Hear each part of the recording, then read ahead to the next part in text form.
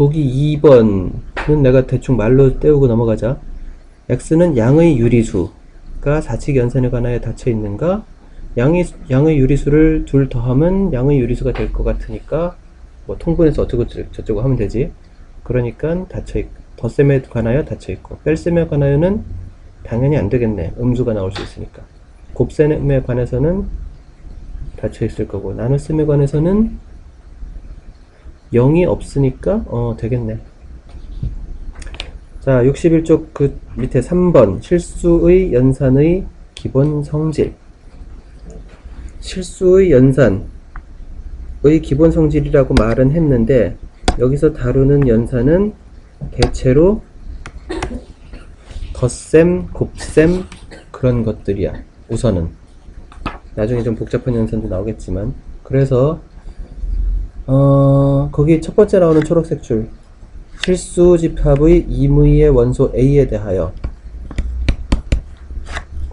A 더하기 빵은 A이고, 또 빵 더하기 A도 A이다.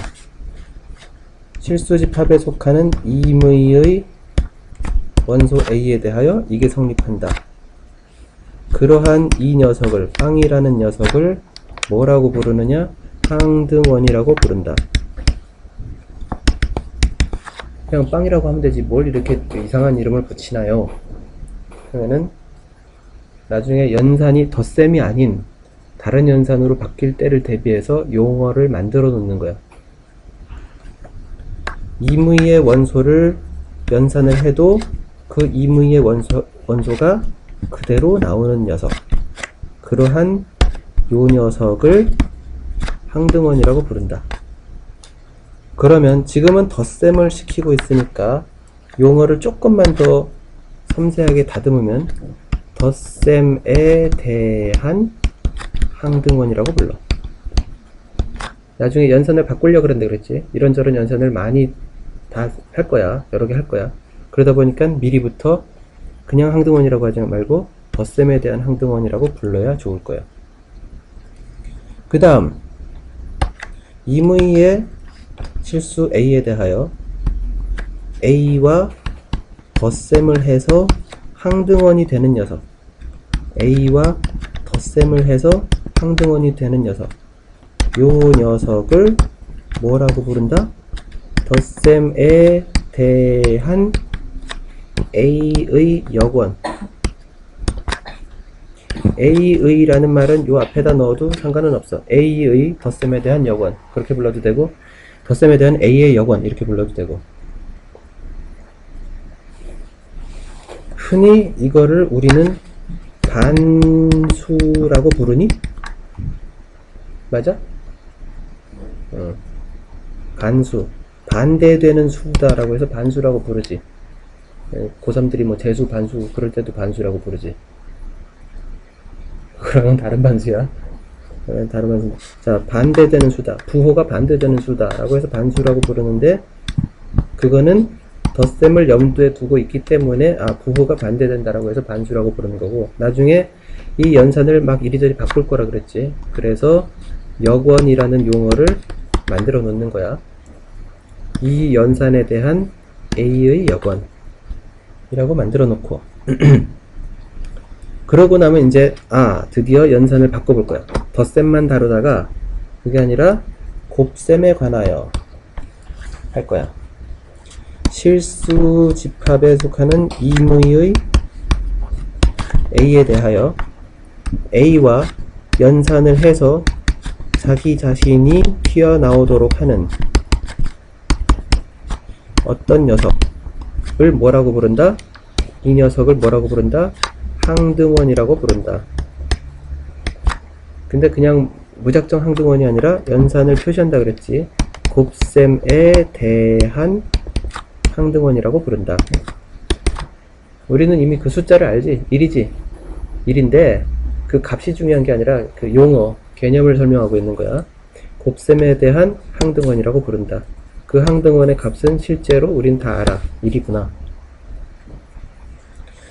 그 다음 아까 요 위에서 반수, 즉 덧셈에 대한 역원을 얘기했듯이 실수집합에서 임의의 A에 대하여 A와 곱해서 항등원이 되는 녀석, A와 곱해서 항등원이 되는 녀석, 이 녀석을 또 뭐라고 부른다?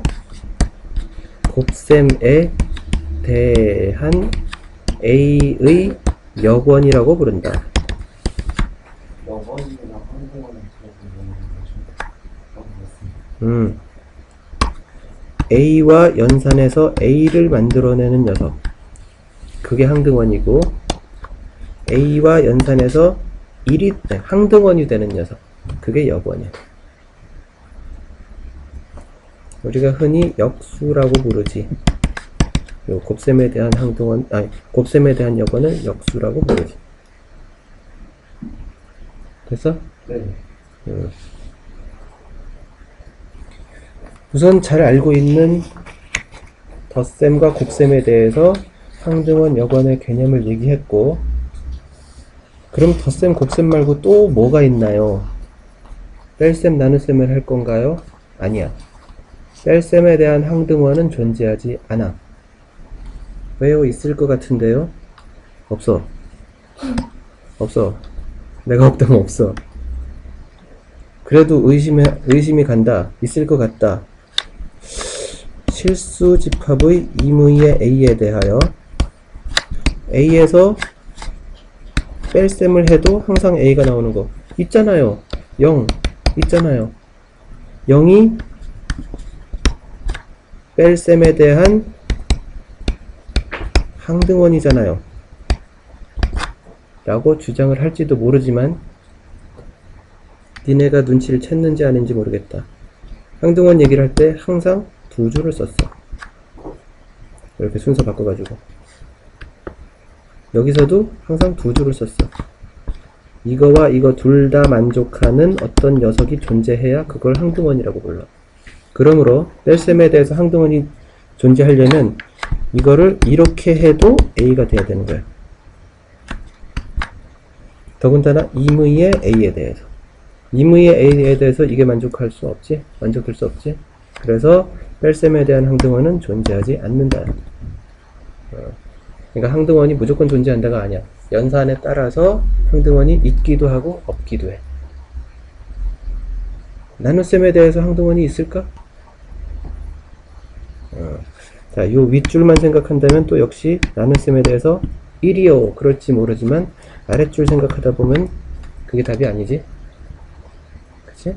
그래서 나눗셈에 대해서도 항등원이 없어. 그러면 뺄셈에 대한 역원은 뭘까?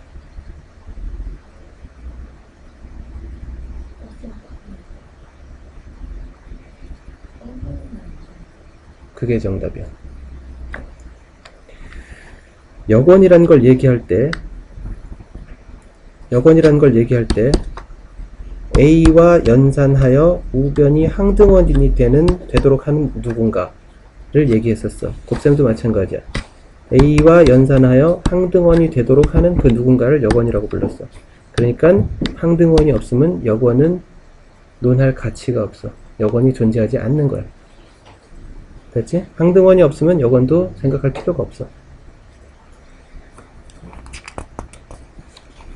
간단한 것들은 다 괜찮을 것 같고, 항등원 역원에 대해서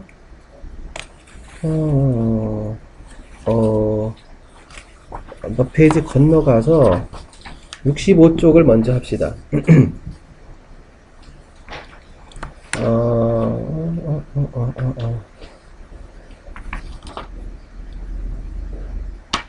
66쪽으로 갑시다.